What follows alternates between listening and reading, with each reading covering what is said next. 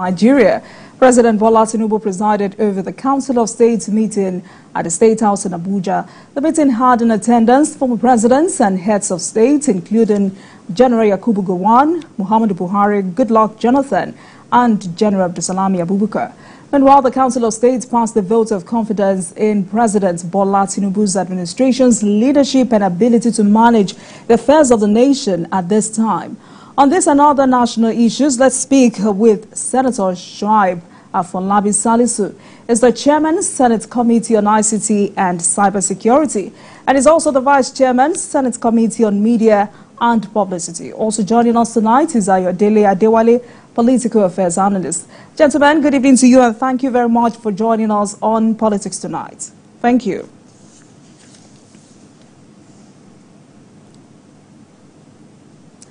Gentlemen, if you can hear me. Senator, good evening to you. How are you today, sir?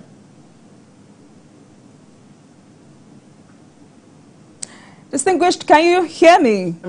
Welcome to the program. Right, so the Council of State... All right, thank you very clearly. All right, thank you for joining us once again. So the Council of State is an important institution and has now passed a vote of confidence on the president. These are statesmen who have had a stake in this project in Nigeria. Well, what does this mean to this administration? Thank you. Let's put this in context. The composition of the Council of State includes the president, the vice president, the former heads of states and president, the Senate president, the Speaker of the House of Representatives, past Chief Justice of Nigeria, and of course the governors of the state. What this means is that Nigeria is represented both in terms of the three arms of government, the executive, the judiciary, and the legislature. It's also represented in terms of the federating unit. All the governors of the 36 states are also members of the Council of State, including the Attorney General and the Honorable Minister of Justice. When these eminent Nigerians come together, the people who have seen it all, in terms of peace, in terms of war, people who also manage the federated unit, when they come together and they pass a vote of confidence in the president, it only means two or three things. Number one, it means we endorse all of the reforms, all of the steps we have taken so far. We have confidence in you to lead us through this challenging period and get us to a situation where the benefits of these reforms will become manifest. It also means we're encouraging you not to turn back. Let's stay the course, and therefore the entire country, both in terms of the arms of government and in terms of the governors of the state, that pass a vote of confidence in the president. So the president has the support of eminent Nigerians, former president, former Chief Justice of the Federation, and the leadership of the federating unit and the National Assembly. So I think it boosts the reform agenda and to also strengthen the president to continue on the track of the reforms. Right, so does this also speak to the belief and confidence they have in the president's economic policies and his renewed up agenda for the country? Because some Nigerians have said perhaps this is the political class protecting their own. But really, what does this multi-party sectoral endorsement mean to the administration of President Bola Tinubu, especially coming after a 10-day nationwide protest? As I said earlier, we cannot begin to ascribe partisanship to these eminent people. You have General Gowon. General Gowon led this country through the Civil War. You have General Abdulsalami Abubakar. You have the major past president. You are the president before him. These are people who have come from different backgrounds, from different political persuasions. They are no longer people you can pigeonhole in terms of partisan demarcation. They are people who are statesmen not just in Nigeria. These are people who have also taken on international assignments on behalf of the country, on behalf of the continent, and on behalf of the global body. So this endorsement has nothing to do, absolutely nothing to do with partisan politics. The people we're talking about are people who have no reason to noto to anyone, including the president. The Constitution empowers them as the highest advisory body for the country. If they come together particularly after the 10-day protest. And by the way, we must also recognize that this is a really challenging period for the country. But we must also look back. All the countries that have gone through reforms of this nature, those reforms also came with some pain. People would remember Margaret Thatcher's leadership of United Kingdom. People thought Margaret Thatcher was uncaring. People thought she was stone-faced. But at the end of the day, the transformation and the progress that United Kingdom made, both during its regime and subsequently, were a result of that reforms. When you talk about Singapore as an example, Singapore became so challenged that they even wanted to merge with Malaysia. But Lee Kuan Yew came with the reforms, and it turned a small island into a country that everybody talks about. Indira Gandhi did the same thing in India. So what we are passing through is a period that we must necessarily go through in order to address the structural deficiencies that the country has been grappling with, but that no one had the courage to take the decisions. President Bola Tinubu has come, he has the courage to take the decisions, and it's also nimble enough to listen to people and say, I hear your cries, I hear these challenges, but we are going to remain focused. So if the Council of State gets together and say, Mr. President, we feel what we are feeling, we see what we are seeing. I was there as head of sales in my younger years as head of sales go on. I was there as your predecessors in office.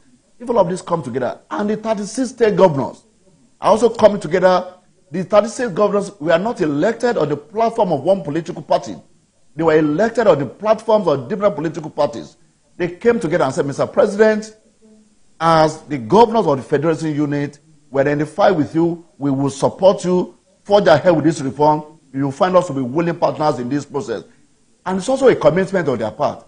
We will also go back to our state and do what is required to complement the renewed hope agenda of your administration, and we will also let the people begin to feel even some of the immediate gains of the reform agenda that has continued to percolate down to the state. So the governors are also making a commitment.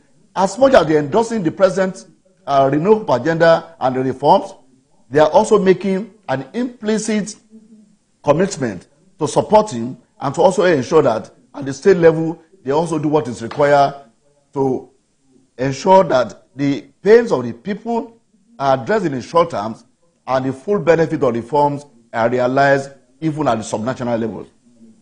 All right, so let's put this conversation into proper perspective. Speaking of delivering on good governance, accountability and leadership, you're a member of the ruling party. So for you, what do you consider as the yardstick with which the council passed a vote of confidence in President Tinubu?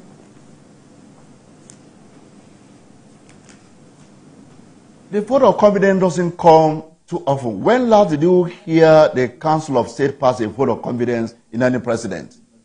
It is not something that comes too often. So if it comes because after 1 year in the saddle, past president, governors, former chief justice of the federation, if they come together and say we are passing a vote of confidence, it's because we have seen what we have done in the last 1 year. And we have also listened to the hues and cries of our people. We also know that they are feeling the pains of these reforms. But these are pains that are necessary. We stand with you, we stand by you, we support you, we endorse you. Please do not listen to the naysayer. Don't turn down, don't reverse the gains that we have made in the last 1 year. They are confident these people will not come forward and put their integrity on the line, not on a partisan consideration, to say, Mr. President, please go ahead. And for the leadership of National Assembly, particularly the Senate President and the Speaker, it's also a commitment of the 109 senators in National Assembly, the 360 members of the Federal House of Representatives, to say we will continue to make necessary legislative interventions to support the renewed hope agenda. We would do so within what the Constitution envisages to be the clear line of demarcation between the role of legislator and that of the executive. Complementary roles, but nonetheless, we have our separate responsibilities as enshrined in the Constitution. So if all of these people come together, it simply means that both the people with experience that have gone through this process before, and the legislators were united to support Mr. President. And I think Mr. President should also be encouraged, but he also should be challenged. It means that people are also watching him. The past president, the past head of state, they are watching every step he's taking. The legislators are also watching him. It only means that he will continue to be accountable to people. So, again, we must be very clear. The president or the country had very limited choices. It is either the president will come and continue with what we had on ground, and we can continue to do some palliatives here and there, and the fundamental dysfunction in the system will remain. But he has come to make these very bold decisions to correct and put Nigeria on a path of sustainable development. However, we must also continue to remind the president, and indeed all of us who are in the position of leadership, that people are feeling the pains, and we must continue to do all we can do to address the pains both in the short terms, so that they will even be there when the benefit of the long term comes. But there's no doubt in my mind at all that the vote of confidence, particularly by those who had the opportunity of leading the country before, to say, Mr. President, we trust you, go ahead. And the governors of the 36 states are saying, on behalf of our people, we are also with you, and we're also going to go back and do the necessary thing. It's a big thing. It's not every now and then that I have a vote of confidence passed by the Council of State. All right, distinguished, I'll come back to you. So let me get the perspectives of Honorable Ayodele Adewale. Now, the Council of State has an important institution, has passed the vote of confidence on the president. What does this mean for this administration?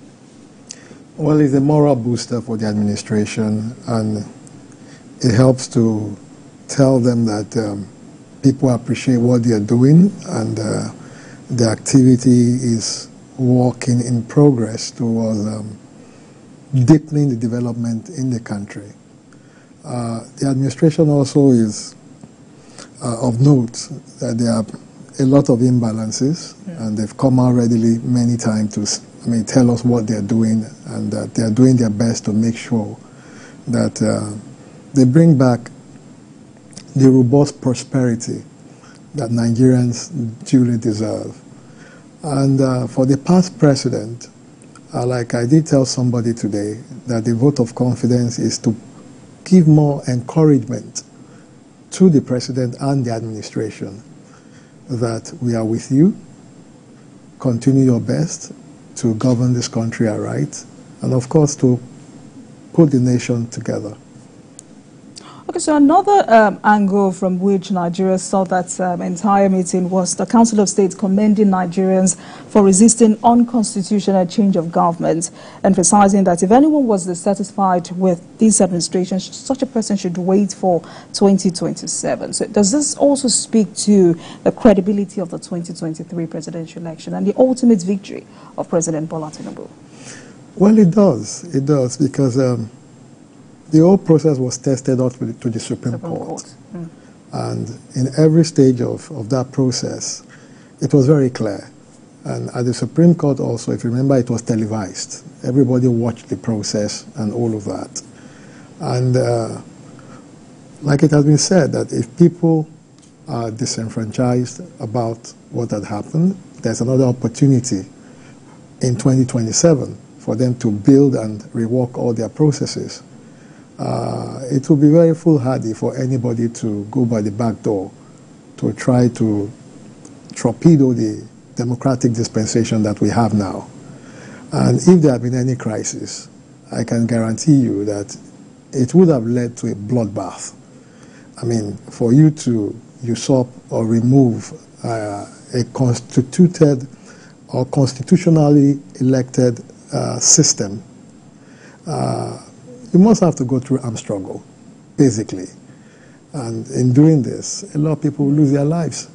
And like President Jonathan said, that no life should be spilled because of the fact that anybody wants to, force his way into power. We should learn to campaign and, of course, try to convince people, lobby people to see it from our own perspective and let our programs, be a torch for people to, also put on their torch to see the light in order for them to vote for whoever. But as it is now, it is time for governance. As an activist, does this also speak to or address dangers of ethnic politics and the consequences of it on the unity of this country, especially the struggle of our heroes that brought about this democracy we enjoy today? There are consequences when people decide to play the ethnic card. We have seen what have happened in Burundi and in Rwanda, and we don't pray for such in Nigeria. We saw what happened during the Civil War. Whatever that happened there was not a consensus of those nationality groupings. It was some interest that threw it forward. But the consequences was very grave, and we don't want that in our political history anymore. The population of Nigeria is too large. If there's going to be an explosion, I can tell you that the West African sub-region cannot take that population. And the spill of that population will also go with crime, because people want to survive in whatever manner. Right? And it will continue to spill over Africa and across the world. So it's going to be a very disastrous situation. Take, for example, God forbid, there's crisis. The first casualty will be people of medical needs. You don't even need to shoot them. There are some people that live daily on some kind of medical supplies, drugs. Right? If you cut off those supplies, they will die in their millions. Right? So where are you going to bury them? Which cemetery will take them? You understand? So the best we can do is we all work together to put this nation at the road that we all want it to be, so that it will make better for all of us. All right, so before I go back to Abuja studio, let's look at the president's scorecard in different sectors: economy, education, infrastructure. How has the president fared? Well, he has done very well, because if you look at his journey towards gaining power, he has always put it up in his campaign, right? Starting from how he's going to save money by subsidy removal and all of that. He also talked about the educational system, how he intends to revamp it. He talked about the health sector and majorly on infrastructure. In terms of infrastructure, he has done tremendously well. You can't take that from him. And he has also gotten a very good hand in the Ministry of Works. The man is doing very, very well. In terms of security, they have also done their very best, looking at where we are coming from, where, spate of bombing all over the place and all of that. That is not to say that we don't still have some gaps. Those gaps are gradually being, shortened. And in no distant time, a lot of these things will be in the past.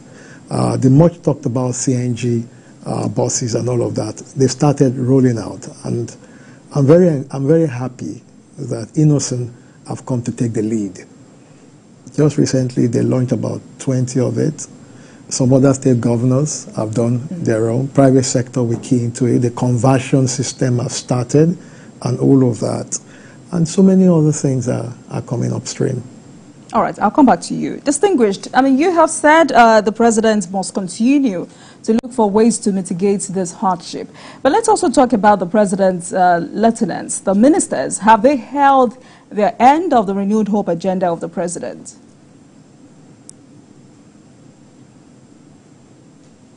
Well, I think the ministers have performed at varying levels. I must say that some of them who have really supported the renewed hope agenda and have been very, very clear in terms of deliverables. Some are also, I believe, to be afraid, and some are still trying to find their feet. But I think, remember, they didn't come in May. The ministers came much later. So some of them may still require maybe about a few more months for us to be able to totally and fully evaluate them. They have not spent 1 year in office, unlike the president, and some of them are just trying to even also do the many reforms that flow from a renewed hope agenda in the administration. So I believe that, yes, some of them have shown very clearly that their hands are fully on the plow. Some are still trying to find out their fate. But one thing we must give to the president is that if you look at the elements of his political trajectory, one of the things that is famed for is that he's someone who is able to identify and hunt talent and to nurture those talents. So for me, I'm not particularly worried at all. We have seen him identify people. We have seen him nurture people as governor, even when he has left office as governor. So I have no doubt that he has his own scorecard. And do not forget the fact that the president made all the ministers to sign some performance bonds. So he has the checklist to measure their performance with him. He has the metrics. For those of us who are from outside, we can only speculate in terms of whether they are performing or not. But the president who has appointed them to work, the president who has made them to sign some performance bond and is measuring that, and is also known to be a leader who trusts, but he also inspects. He delegates without abdicating responsibilities. I have no doubt that sooner than later, the president will give an indication of the performance of his ministers. For now, distinguished. So far, there is so good. much pressure. Distinguished, there is so much pressure on the president. Do you think there is time for them to still, be finding their balance, as you put it? No, I believe there's much time. As I mentioned earlier on, when President Bola Tinubu came on board, and I'm going back to when he was governor of Lagos State. When he came on board in 1999 as governor of Lagos State, anybody who could recollect very well, people would be, at that point in time, for the first few months, people were lapponing him there and there, particularly coming after a military administrator that was perceived to be a performer, General Marwa. For the first few months in office, when the president was busy putting together his team, was busy putting together his strategic vision for Lagos State, people were not privy to that thought he was not ready for governance then. But what have you seen? From 1999 to 2024 that we are talking about, you could see his imprimatur in the governance of Lagos State. So I have no doubt that he knows exactly what he's doing with his ministers. He has appointed them. He must have a reason for him to ask them to sign some performance metrics. And he has established an office to measure their performances. I do not think it is too, it's a time yet to begin to write off the ministers or be worried about them.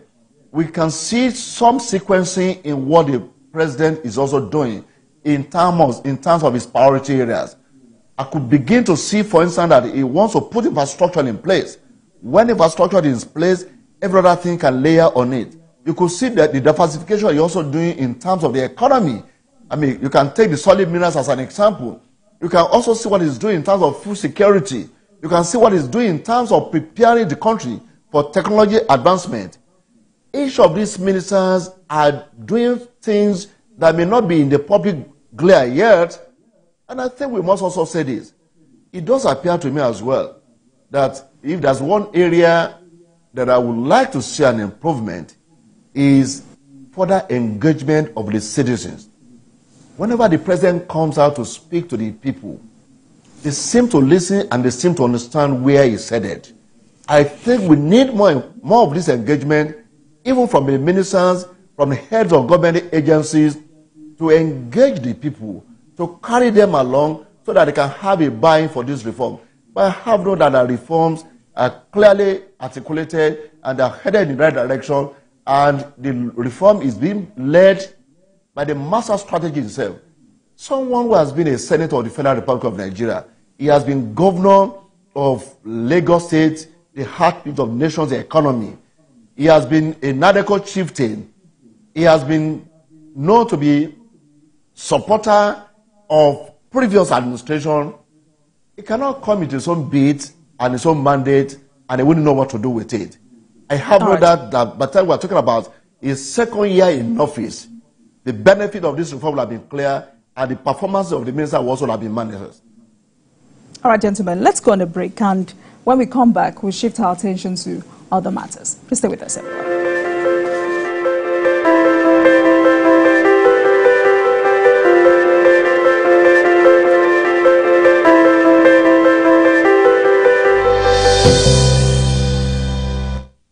I'm Miriam Lunge. I'm a passionate environment advocate and a published author. I am the founder of Celebration, a businesswoman, and a fashion icon. I am a wealth coach and a real estate developer. I am Amako Arakwe. I'm a corporate commercial lawyer and an entrepreneur. Barkamu da warhaka. I am Ramatu Shehu Oyibo, an entrepreneur and a business coach. I am the voice of an average Muslim woman, an hijabite, and a lawyer. I am a polymath and a serial entrepreneur. I am Murayo Afolabi Brown, Managing Director, TVC Entertainment. I'm a media consultant, producer, and broadcaster. The ladies of your view are made of women from different professions, tribes, cultures, and religion. Join us every Monday to Friday as we share our views on topical and social issues.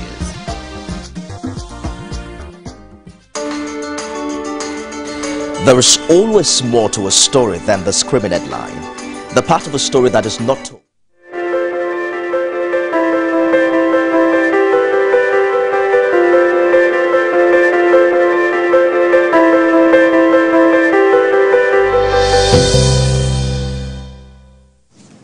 Welcome back to Politics Tonight, everyone. Tonight, our focus is on the state of the nation as Council of State passes vote of confidence on President Bola Tinubu. And I've been speaking with Senator Shuaib Salisu, is the Chairman, Senate Committee on ICT and Cyber Security, and also Honorable Ayodele Adewale. Gentlemen, thank you so much for staying with us on the program.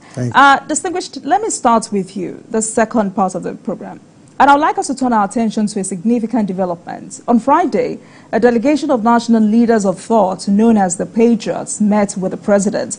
And the group emphasized the need for a new system of government to tackle pressing challenges such as insecurity, economic underperformance, and poverty. Are we ready? Are we right for a constitution change?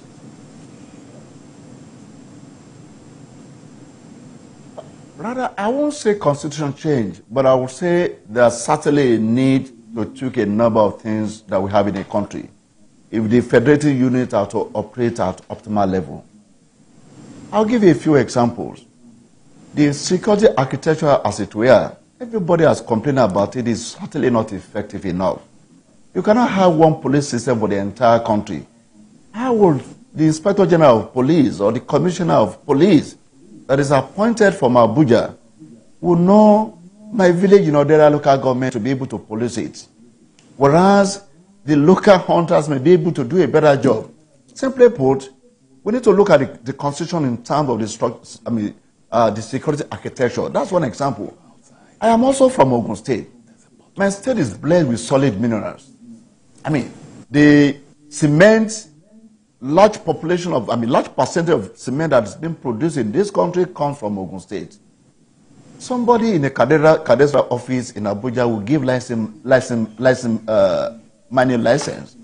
And somebody will come to Ogun State, even without regard to the state government, will mine the lime, as an example, with environmental degradation, and the state gets very little in terms of return from that.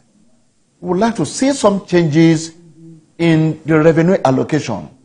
Ogun State, a number of federal roads cross Ogun State. How will somebody in Federal Ministry of Works in Mabushi know all the roads that are federal roads in Ogun State? And the people of Ogun State don't know the difference between federal roads and the roads that are state roads, because they are not federal citizens. They are citizens of Ogun State who geolocate their pains every now and then when they pass through those bad roads, even when those bad roads belong to federal government. Let's devote more resources to the constituent unit of this country, to the subnationals. Let us find a way to ensure that we give more powers to the subnationals. And a good example that we have seen, and we have seen the movement in this direction, the local government autonomy, which is good, something in the right direction.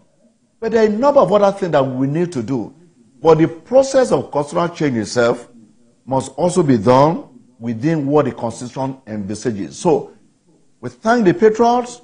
Let them put their thoughts together. The 10th Assembly, both in the Senate and National and the House of Representatives, we already have committee for constitutional amendment, and we are collecting those constitutional amendments that have come from different sources, from members of National Assembly. Even as members of National Assembly, we recognize that the current constitution is suboptimal.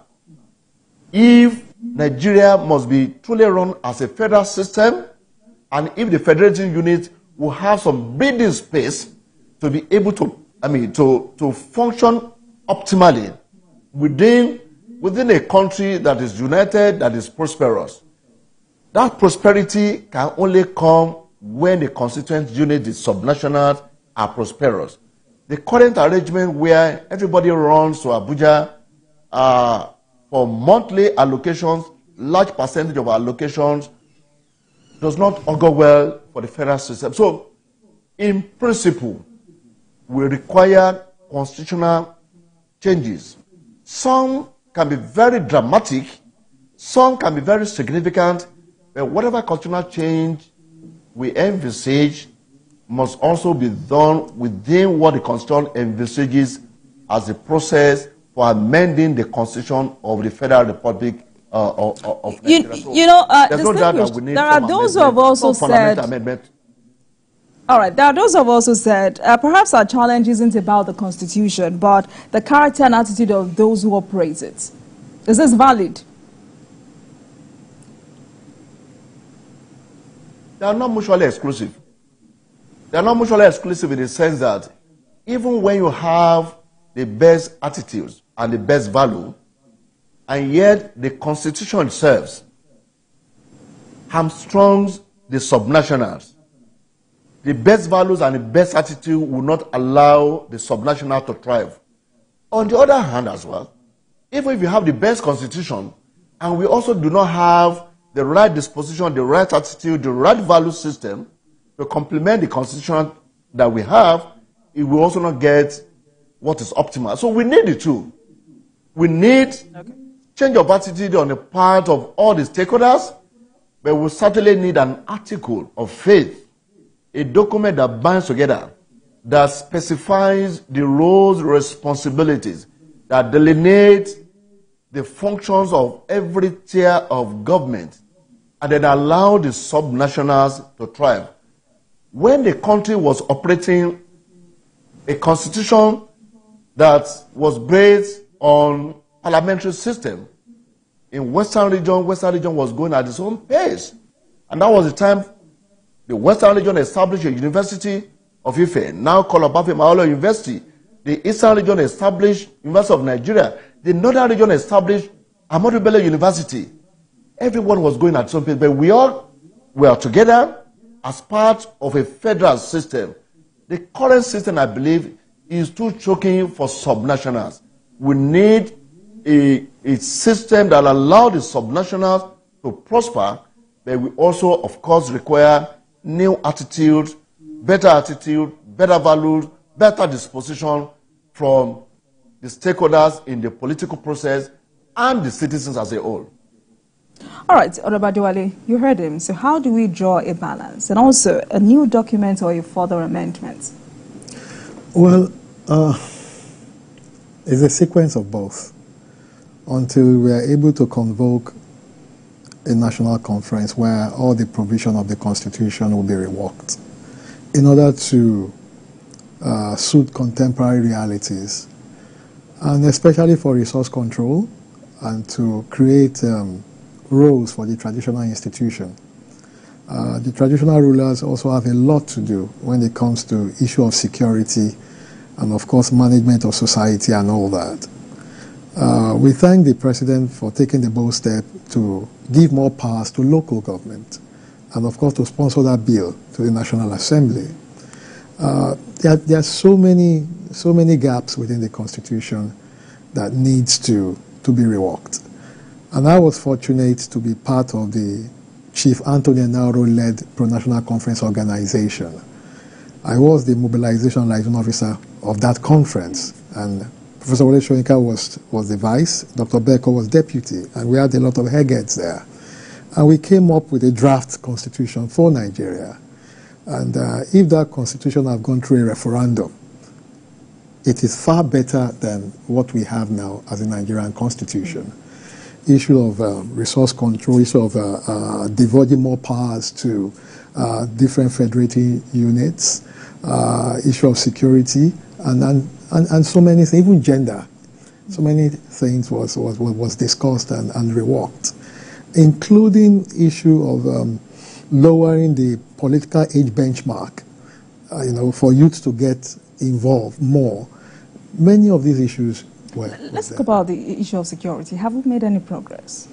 Yes, we have made more progress. The Buhari administration did take us far by helping to create a fiat for states to have their own police, right? It's a very, very, very good milestone, but we've not been able to achieve it yet. It's still work in progress. So it's not just. We will achieve that? No, definitely we will. We will. I mean, with all of the gaps that have come up, so many states are already, ready to push on. Lagos State, through its neighborhood watch and all of that, they are more than ready. You understand? Their Motekun structure is there. If not for that structure, perhaps the Southwest would have been overrun by some bandits and all of these things. And we're more than ready. We're more than ready. All right. Well, I mean, if you look at the concerns raised by major stakeholders about how it is possible that governors abuse this initiative, is it a major concern for the nation? Abuse will always happen, and that is why you have a document to put everybody in check. Don't forget that you are going to still have the federal structure there to always check the state structure, just like you have in the United States of America. You have the FBI there to come in whenever things are not done well appropriately, and especially when it concerns federal crimes and all of that. So we don't have to be afraid of abuse. The judiciary is there. There are checks that will be put within that document in order to put everybody in place. And more importantly, the civil society and the press is there, right? Even just with the cell phone, you can see how police and the military and other security agencies have conformed. Anytime you pick any infraction and you put it out there, the police go there to rectify it. As long as we are in this mundane, right, you cannot have something very holy. Even God said in his holy book that his angels are not even holy before him. So it means that regularly there will be check and you weed out the bad eggs in order to put your system right. All right. Distinguished, let me come to you, because the president says he's currently preoccupied with economic reform, and that is his first priority, and that once this is in place, as soon as possible, he would take a look at this request made by the patriots. So let's talk about the economy, because just yesterday, the Minister of Finance, Wale Edo, has reassured Nigerians that the economy is thriving under President Bola Tinubu's leadership, noting that the country achieved an impressive $55 billion in non-oil exports last year. As a senator, what does this mean for us as a nation?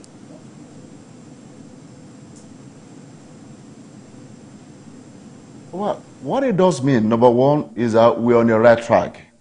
And as I mentioned earlier, if you look at the indices of measuring traction and the growth in the economy, we are on the right track. Of course, in the immediate terms, some of this will bring some pains that we must continue to recognize that and appreciate the challenges, the sacrifices that Nigerians are going through. But these are sacrifices that are required for our long-term development. And we are happy that those reforms are yielding benefit. We are producing more oil than before. The non-oil foreign exchange earners are also, growing up. We're developing some new stream of income from the solid minerals. All of this, when you put all of this together, it does mean that, as I mentioned earlier, by the time the president is celebrating his second year in office, this conversation will have totally changed because the benefit of the reforms will have been so manifest. And part of that as well is that more money is also going to the subnationals. And when more money also goes to the subnationals, when you complement this with the massive infrastructural development that's going across the country, it will also unleash the potentials of Nigerians, the entrepreneurship spirit of Nigerians, to also be able to grow, particularly the SMEs. When you look at the fact that the student loan is there to ensure that we do no longer have interruption in the academic calendar of our tertiary institutions, when you look at the consumer loan system that the president has also put in place, meaning that a lot of Nigerians could also afford some comfort of life, even if they don't have to put the cash down in the short term as it happens in some advanced economies. When you look at the initiatives in the SMEs, that is also to empower the small and medium-scale enterprises, who are, by the way, they are the largest employers of labor. They are the engine for economic growth.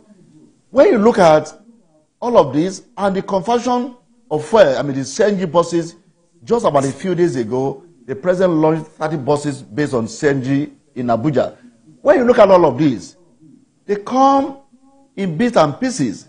But the good thing about it is that they are not silos. They are coming from a well-thought-out plan. And each of these is contributing to our economic development and economic growth. When you look at all of these in totality, you will see that the economy is clearly headed in a direction that will lead to enhanced quality of life of Nigerians, not just a robust economy, an economy that will not be fragile as will be based on a monoproduct like oil. We're diversifying our economy. And we are also empowering our people. We are putting we are turning the potentials of Nigerians into performances in some of the key areas. So look at the SMEs, look at the student loans, look at the CNG, look at now at this point I need to talk about what is also going on in the digital economy space. 3 million young Nigerians are being trained as we speak in new technology, in cybersecurity, in artificial intelligence. As a country, we have developed a framework to manage our artificial intelligence. We are opening our game in cybersecurity.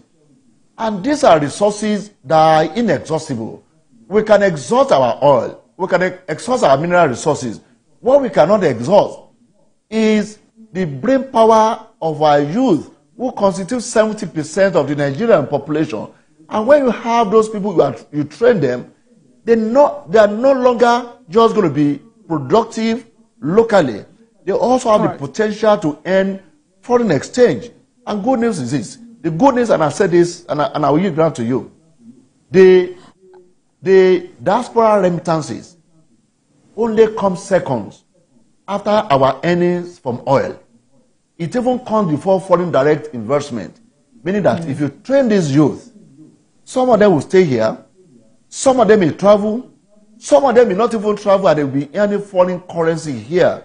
What we need to do, as we're doing under the digital economy space, train the Nigerian youth that the greatest asset, and we must give kudos to Mr. President and the Ministry of Communication, Innovation and Digital Economy. All right, because of our time, we need to go in a few minutes. Now, let me round up this conversation with you, Honorable Adewale.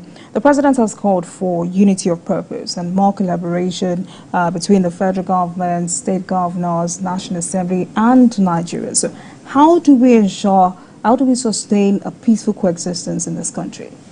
It's to continue to open or provide for discussion, and of course align with our various responsibilities. Each of the interest groupings that you've laid out have their own responsibility. But far and above all, the citizens also have a responsibility to key in to their civic provision as enshrined in the Nigerian Constitution.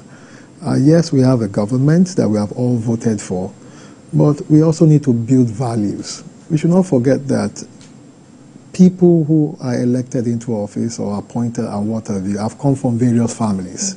So if we don't build the right values in them, and they get into all of these opportunities, they might not be able to impact the goodness that is required. So everything starts from the home, and it ends up in governance. All right. Distinguished, in less than 1 minute, what's the role of the National Assembly in achieving national integrity? In less than 1 minute. Very simple. We come from different constituencies. We come from different parts of the country. When we're elected and we become senators of the Federal Republic of Nigeria, the same camaraderie, the same solidarity that we exhibit in the National Assembly, let's transmit this to all our various constituencies. And by the way, Nigerians don't have problems with Nigerians. Let the leaders stop manipulating Nigerians. Nigerians are at peace with each other. And I do believe with the right leadership, this country, our cup is half full, not half empty. All right, thank you so much, gentlemen. Senator Shuaib Salisu, Chairman, Senate Committee on ICT and Cybersecurity, and also Ayodele Adewale. Thank you so much for your contribution on the program tonight. Thank you so much.